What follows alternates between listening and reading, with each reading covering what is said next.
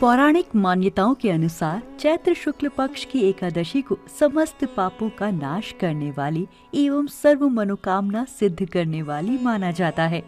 इस एकादशी को कामदा एकादशी के नाम से जाना जाता है। इस तिथि पर भगवान विष्णु की उपासना करने व व्रत कथा सुनने मात्र से जातक की हर इच्छा पूर्ण होती है।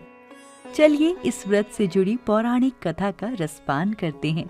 प्राचीन काल की बात है। एक नगर था भोगीपुर। इस नगर में पुंडरीक नामक राजा राज्य करता था। पुंडरीक के शासन काल में ये राज्य सभी प्रकार के ऐश्वर्य व वैभव से संपन्न था। इस नगर में अनेक अप्सराएं, किन्नर और गंधर्व रहते थे। ललिता और ललित नाम के गंधर्व दंपति भी उनमें से एक थे।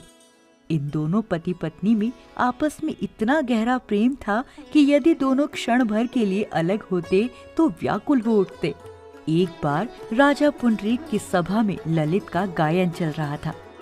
जब ललित सुर लगा रहा था तभी अचानक उसे अपनी प्रियतमा ललिता का स्मरण हुआ, जिससे वो व्याकुल हो उठा। इससे गायन के दौरान लय में त्रुटि हो गई।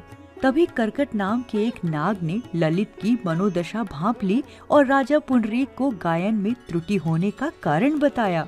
ये सुनकर राजा कुपित हो उठा और बोला, अरे मूर्ख, तू मेरे सम्मुख होकर अपने स्त्री का ध्यान कर रहा है। जा अपने इस कर्म का फल भोग। मैं तुझे राक्षस योनि में जाने का श्राप देता हूँ। राजा के श्राप के परिणाम स्वरूप ललित उसी क्षण महाकाय राक्षस बन गया। उसकी नाक किसी पर्वत की कंदरा के समान विशाल हो गई। मुख से अग्नि निकलने लगी एवं गर्दन पर्वत समान लगने लगी।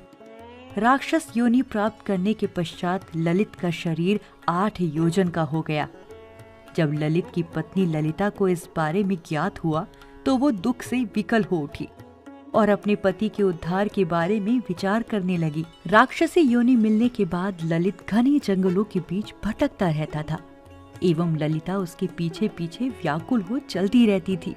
ऐसा करते करते एक बार ललिता श्रृंगी ऋषि के आश्रम पहुंच गई। वहां पहुंचकर उसने मुनिवर को अपने पति को मिले श्राप के बारे में सब कुछ विस्तार से बताया और उनसे एक राक्षस योनि से मुक्ति पाने का उपाय सुझाने का आग्रह करने लगी। श्रृंगी ऋषि बोले, हे गंधर्व कन्या, कुछ ही समय में चैत्र शुक्ल एकादशी आने वाली है, जिसका नाम कामदा एकादशी है। इस पावन एकादशी का व्रत करने से मनुष्य की सभी मनोकामनाएं पूर्ण होती हैं। यदि तू अपने पति को राक्षस योनि से मुक्ति दिलाना चाहती है तो मेरा कथन ध्यान पूर्वक सुन। तू सच्ची आस्था और विधि विधान से कामदा एकादशी का व्रत कर और उसका संपूर्ण फल अपने पति को दे। इससे राजा के श्राप का प्रभाव नष्ट हो जाएगा और तेरा पति असुर योनि से मुक्त हो जाएगा।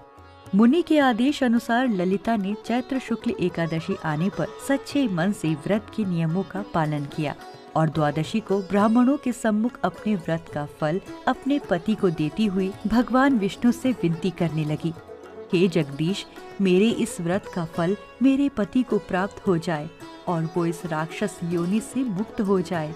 कामदा एकादशी का पुण्य फल पति को देते ही ललित राक्षस योनि से मुक्त होकर पुनः एक सुंदर गंधर्व बन गया और दोनों विमान में बैठकर स्वर्ग लोक चले गए।